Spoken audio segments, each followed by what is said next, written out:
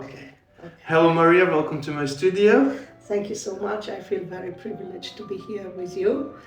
I'm very happy that we do this exhibition together. It's the same for me, really. It's an exciting project and it's going to be a great adventure together. I'm really happy that we do this collaboration with Perlam's Galleries in Shanghai. So we are in my Parisian studio. This is one of my two studios. The second one is in Burgundy. And I'm currently working on some pictures in here. So thank you for being here with me and for curating my show. I must say that I'm very happy because, as you know, I started to be interested in your work during the pandemic times when I have discovered this burst of colors, and I thought, hey, this must be a very interesting guy. I want to know more about it. And the fact that my first intuition regarding your work was somehow reconfirmed by the choice of Lam, a gallery that I know very well. She's a legendary figure in Hong Kong and China. So this is giving me a very, very good feeling. It was during the pandemic, we had our first phone call. Yes, and then I remember that I asked you how you keep these colors so vivid. At that time, everybody was extremely depressed, and I must say that your works, your paintings cherished me, and I thought, it is really worth to go in depth and see what's behind these pictures. So what's behind these pictures? What's behind these pictures? It's a profound aspiration to happiness. I would say that. It's joy to embrace everyday life in what we call quotidian. So the small joys and small pleasures of everyday life. And I believe this is what comes to brighten up my palette also. And this is what I'm trying to transpose in my paintings. This is really a difficult scope because life has ups and downs and you cannot be joyful every day. However, this palette reflects a kind of state of mind, isn't it? Yeah, it is. It is. Because not everything is yellowish or reddish or, in primary colors and as bright as a happy day could be. Yeah, so there, of course, is some chromatic distortion. I exaggerate some colors. But I also think it comes from the fact that I feel that the reality needs to be somehow not only transposed into art, but translated into the language that I consider the color is. So for me, the color is a language by itself. And if you are an artist, I feel that you are somehow developing a sort of dictionary, in your own language, and you try to show other people how to understand you with the words that you use. In your case, to me, this looks like a diary which is enfolded like a color book. It is. And also the technique is somehow like coloring book, of everyday, like filling with colors the everyday life. That's true because I remember when I was a young kid, I couldn't go outside, really enjoy myself because of allergies and so on. So one of my favorite activities were actually coloring books, and I have got plenty of them, like all the Disney characters and the cartoons and stuff like that. And I could spend hours, literally like hours, 6, 7, 8 hours coloring, filling with colors these blank spaces, let's say it this way. That's really remarkable because most of the artists are actually expressing in their work their deepest fears and their deepest concerns about the sense of life, while it seems that you found the sense of life by pursuing this path to happiness and to achieve happiness every day. I believe that I could find it, and I think that I could handle the life in a good way. Of course, not everything is bright, not everything is beautiful, but it's like the life of flowers. It's just a stage. Everything seems to be like a stage on this very big circle, very big wheel of life. And things that you miss, you will find them, in your life, maybe under the different aspects later on. So I really believe in that. Yeah. So our exhibition together is titled Fleurs du Jour. And for me it was very important to keep this title in French, not only because you are living here in Paris, but because in my opinion this title has a more deep connotation than in other languages. So if you say flowers of the day in English, it would for sure not mean the same thing, like fleur du jour. So of course that I was thinking to the opposite of fleur du mal, when Baudelaire was saying that from broken and horrible things he will take new significances, new meanings, but on the other hand, I believe that this way of looking to the things as they come every day, the fleur du jour means the freshness of something, but it can mean also the end of something. So the fleur du jour is actually the everyday life, can be compared with the flower of the day. And because what I see here in your studio is this diary of your domestic life, and this bubble that you created around you. So maybe you would say it's not a bubble, but you have created your own ecosystem in which you find the same objects, you find the same balance, in fact. So can you tell me a little bit more about your domestic environment and what it inspires you, and how flowers, in what way flowers play a role within this beautiful already surrounding of yours? I really find that flowers are a reflection of this temporality we meet and we face every day. Because as you said, joyful state of mind, of course, comes to the end, but also sorrowful, times come to the end. And it's the same with flowers. So in my paintings, what I try to do is I really like the small events that meet you during the day when you feel like, okay, this really makes me pleasure. And every day there is something positive. And why I created and why I decided to fill this world of mine with different objects and things coming from around the world, I gathered during my travels, is that they constitute, as you said, some sort of diary. But on the other hand, they also are yourself outside of yourself. Yes. So this is like a mirror of your soul, of your experiences, of your aspirations, of your disappointments, of your joys, and so on. So everything reminds you about who you are, who you were, and who you continue being. Yeah. And this is something very interesting to me, this being of oneself outside of oneself. And maybe this is why I use the repetitive motifs, the books, the carpets all the time, and so on and so on. Yeah, but there are these books from this apartment and the carpets from this apartment, so they are not invented objects, so they are your objects, so they are part of a kind of,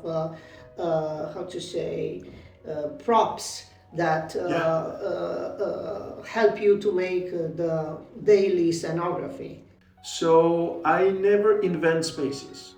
When I work with gardens, of course there is the distortion, there is an expression that came through the digestions Yes. of mental digestions, temporary digestions, and so on.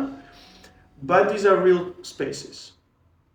It's mostly about painting a moment, not in an impressionistic way, light and so on, but the duration of the moments. This is why I sometimes put different blooms from the same garden in the same painting. Yeah. Like Dutch masters, Yes. used to do. So some of them, there is a painting dedicated to a place or a garden. Let's put it this way, and there is going to be the spring bloom, the autumn leaves, and all of those things together. Also the life of shadows, because for me shadows are very alive. So in this painting, let's say there are shadows coming from the left, there are shadows coming from the bottom, and so on. Because it took me, I went to this place maybe 3 or 4 times before I started this painting on the different times of the day. And then I recomposed everything.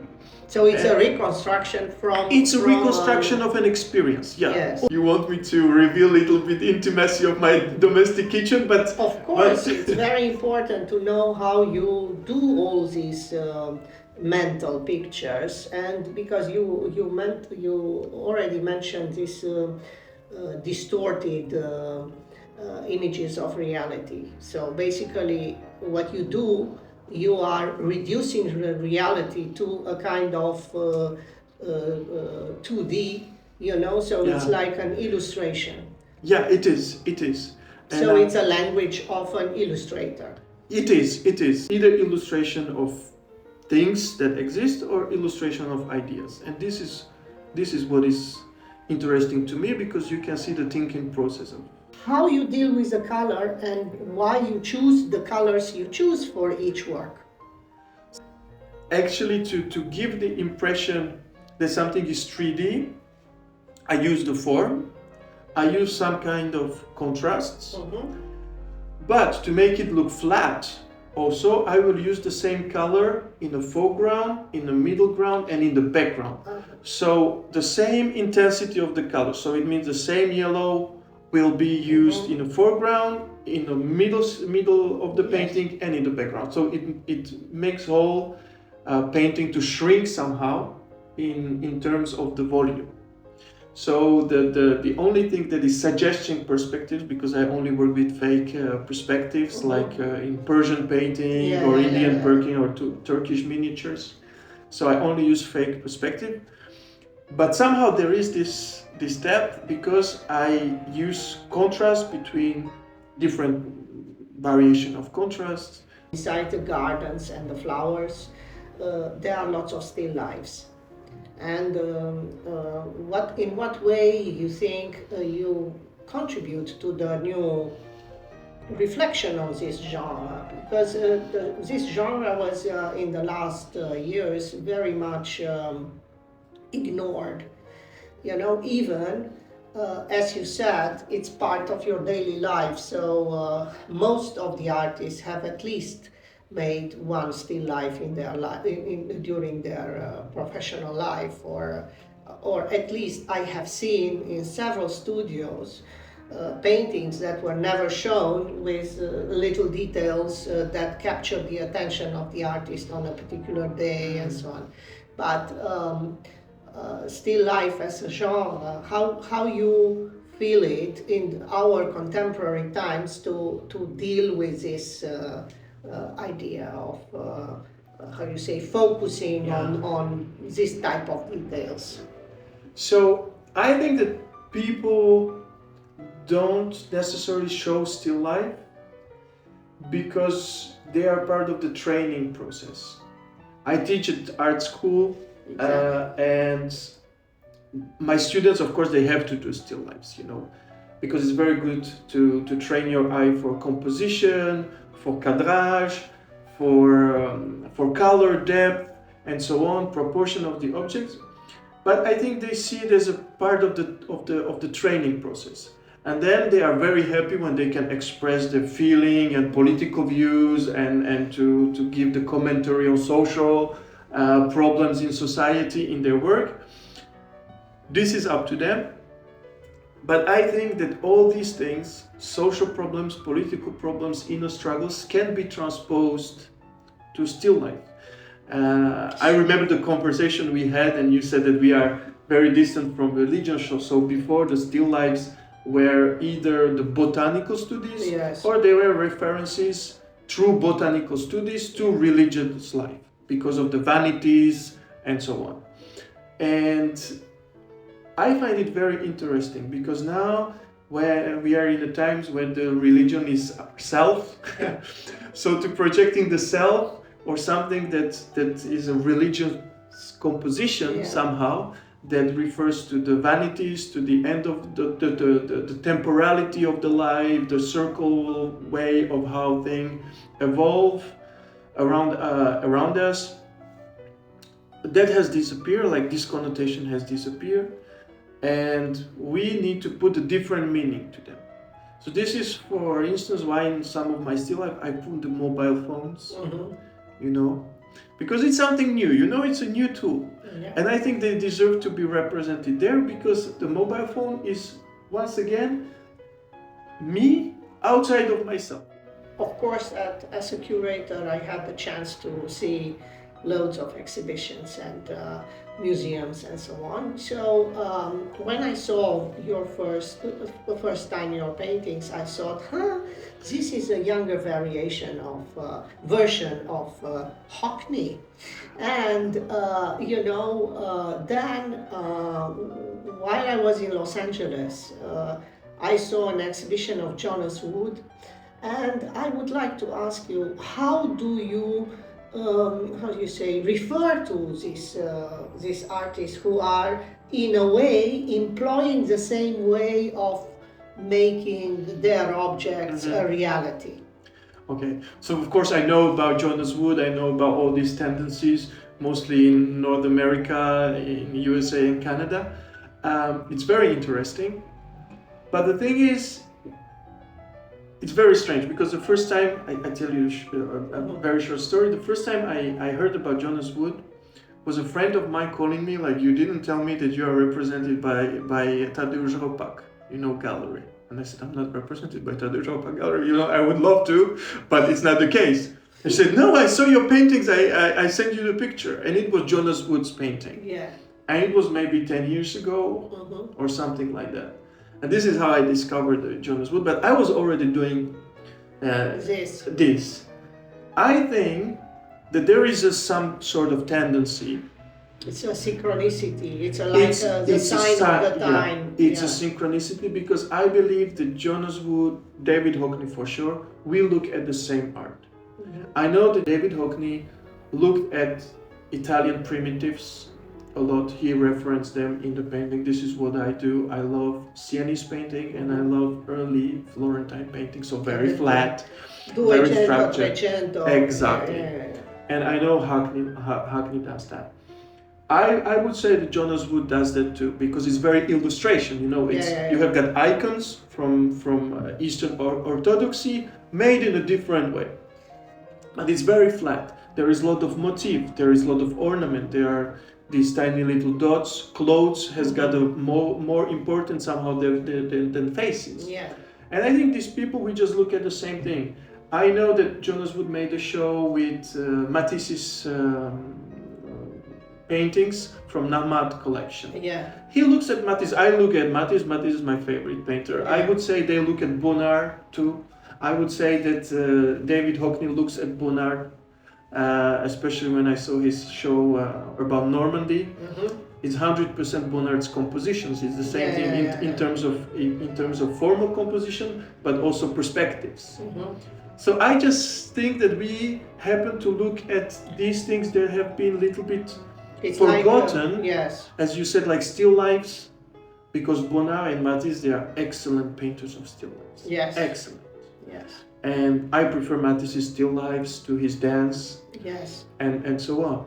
So I think somehow it's the sign of time that we look at the same thing probably, and we get the inspiration from the same sources. Yes. So, but I think that is very distinctive, you know. Yeah. It's like how to say, processing this material. You know, like a painting is already a processed Yes. picture. Yes. Yeah. Yeah. So then it's like entering again in a process of interpretation and of resignification through your perception and Yes. how you deal with it. So it's like a spiral that ends up in the end as an expression on your painting, on the canvas. 100%. Yeah. We are both from Eastern Europe, so we have somehow lived in a different context than the Western context. In a recent conversation with you, you told me that you still remember the Biedermeier furniture and so on. And funny enough, in our house, we had also full of, the tables and everything was Biedermeier. So we are sharing somehow the same kind of history, but a different look to things. So in what way you consider yourself Slovak or Eastern European in this Western context or in the global context, or what do you think that defines you at the moment? Are you still remaining a Slovak, or are you or you became already a citizen of the world? The Central Europe is a very complicated thing for Westerners. I believe that people from Central Eastern Europe, we do not analyze too much these things, we live them. And we don't need to put labels on everything. And we are completely fine that our neighbor was born in the same village but speaks a different language. It's perfectly fine because we are used to it. Yes. And it was a big melting pot, and it's quite unknown to the Westerners. And I think they really need to put things in the boxes and very rationally say, so this is it, this is it, this is this, this is this. I think that there is a big complementarity of influences, different cultural influences, that makes Central Europe, the Middle Europa happen. And I'm very proud of this, because we have got French roots, we have got German roots, we have got Slavic roots, and so on. So I am born in Slovakia, my mother tongue is Slovakian. I'm very proud Slovak, I'm very proud of my country, but I was born in a part of Czechoslovakia that is called Slovakia, so already that country doesn't exist. My great-grandparents were born in the double monarchy of Austria and Hungary, so Slovakia, it was not even a word, Some ethnic minority used the word Slovakian, but it was Upper Hungary. Yes. Despite the fact we have got nothing to do with Hungarians from the point of view of language. Same in my case, Transylvania. My father was also born in Hungary, in the occupied territory of Romania. Exactly. That was occupied by Hungary. Yeah. So politically, it's one thing, but culturally, I think there is a very big potential of this the soil, cultural soil, that is not simple and not unique. It's always in multiplicity.